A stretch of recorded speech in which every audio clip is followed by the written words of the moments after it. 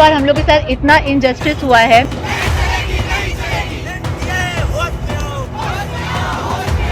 Student को justice चाहिए। NEET की लड़ाई सुप्रीम कोर्ट से लेकर सड़क तक लड़ी जा रही है। ये तस्वीरें राजस्थान के कोटा की हैं, जहां NSUI ने प्रदर्शन किया। डिस्ट्रिक्ट कलेक्ट्रेट के दफ्तर के बाहर हुए इस प्रदर्शन को रोकने के लिए पुलिस को लाठीचार्ज करना पड़ा। प्रदर्शन की ऐसी ही तस्वीरें देश के कई हिस्सों से आईं। हर तस्वीर और सीधे प्रभावित छात्रों की बात आपको सुनाएंगे, लेकिन पहले बात उस विवाद की जो खत्म होने का नाम नहीं ले रहा।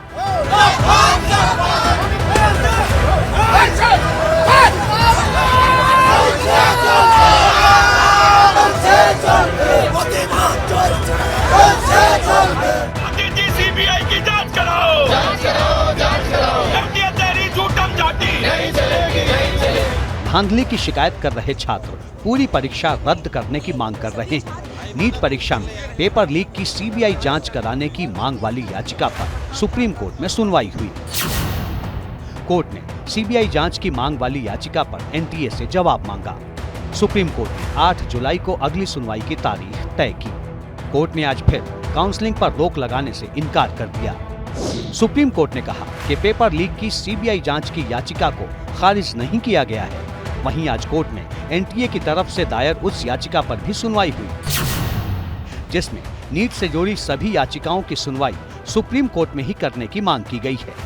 कोर्ट ने इस मामले में याचिका दायर करने वाले छात्रों से जवाब मांगा है। इस मामले की सुनवाई भी 8 जुलाई को होगी।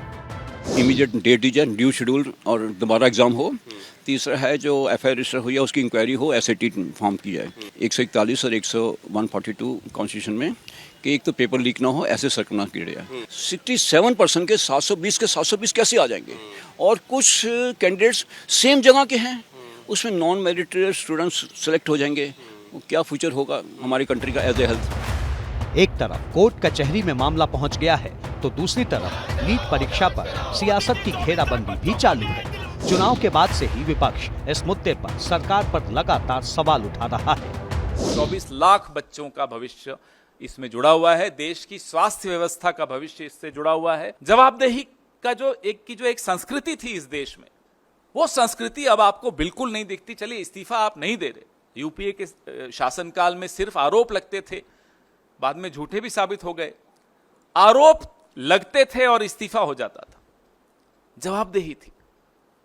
आज वो मंत्री मुस्कुराते हुए आरोप हम पर सब पर लगाता है, इस देश के नागरिकों पर लगाता है कि मोटिवेटेड प्रोटेस्ट हो रहा है।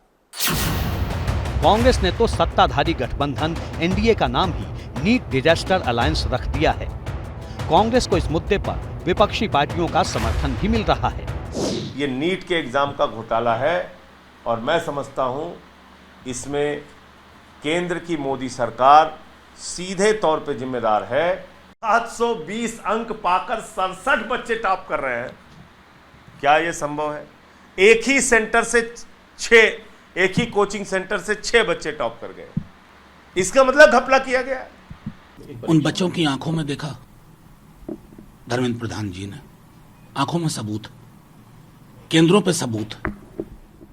मैं तो अव्वल ये कहता हूं कि ये पूरा का पूरा फार्स है और NTA नाम की संस्था के गंभीर मूल्यांकन की आवश्यकता है। विपक्ष जानता है कि मामला युवाओं से जुड़ा है, इसलिए हर छोटा बड़ा नेता इस मुद्दे पर छात्रों के समर्थन में दिखना चाहता है।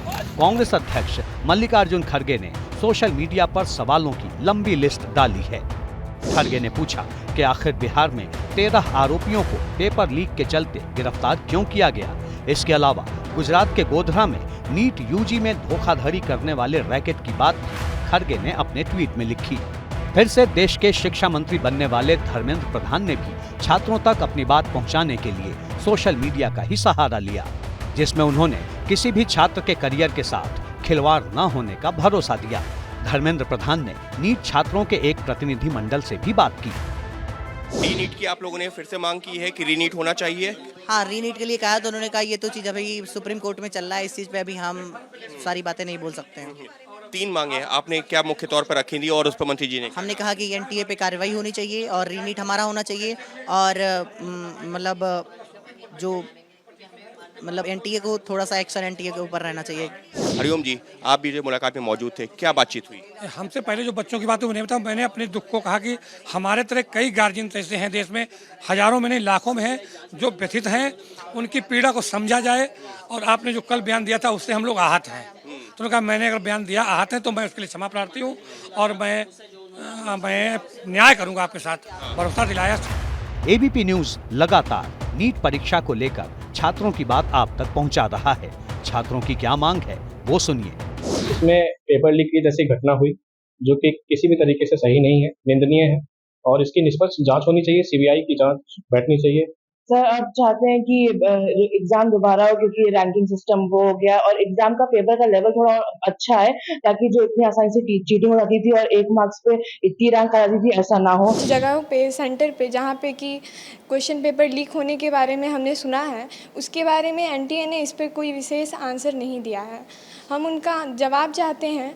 मेरा कॉन्फिडेंस पूरा एकदम से बिल्डअप नहीं हो पा रहा है कि एग्ज़ाम देना चाहिए या फिर नहीं देना चाहिए, इस सब को लेके हमारा है कि अगले साल ऐसा ना हो जाए दोबारा। फिर हमारा कॉन्फिडेंस लो है कि अगले साल ऐसा हो गया तो फिर हम लोग को अपने फ्यूचर की टेंशन है मतलब अगले साल के एग्ज़ाम के लिए। छात्रों की बात आपने सुनी।